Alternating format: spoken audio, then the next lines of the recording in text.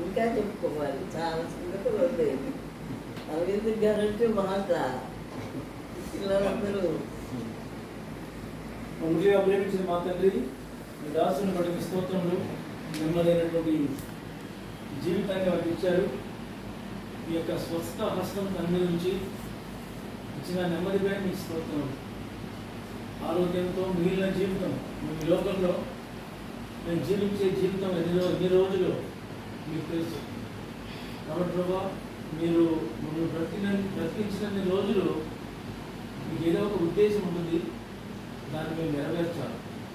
కాబట్టి ప్రభా, బ్రతికిన నాళ్ళు మేము ఒక ఉద్దేశంతో ఉంటాం. కాబట్టి నిరీక్షణ కలిగి మీరు మా కొరకు ఏది ఉద్దేశించారో దాన్ని నెరవేర్చడానికి మాకు మీ కృప దయచేయండి. మీ రాసుని పుట్టి దయచేసిన స్వస్థత కలిగిన స్తోత్రములు, సంపూర్ణమైన ఆరోగ్యాన్ని ఇవ్వండి. మానసికంగా శారీరకంగా మీ కృప దయచేయండి.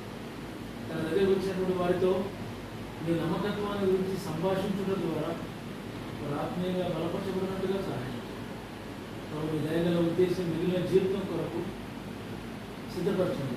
ఆ వాడే ప్రతి వైద్యం మెడిసిన్ తనకు ఆశీర్వాదకరంగా వచ్చాడు. ఆకలి కూడా అవసరాలు ఇచ్చినారు. ఆరోగ్యాన్ని గురువు తనతో పాటు తల్లిదండ్రులు పేరెంట్స్ని చూసుకునేందుకు వారి జీవితాలు ఎంతో ఆశీర్వాదం. మా తల్లిదండ్రులను చూసుకునే ధన్యత అనేక మందికి ఉండదు. దేవుడు నమ్మకంగా ఈ పనిని కొనసాగిస్తున్నారు. వారిని తన కుమార్తెను దీనికి ఆశీర్వించి తన కుటుంబాన్ని కూడా మీ చేతిలో పెట్టారు.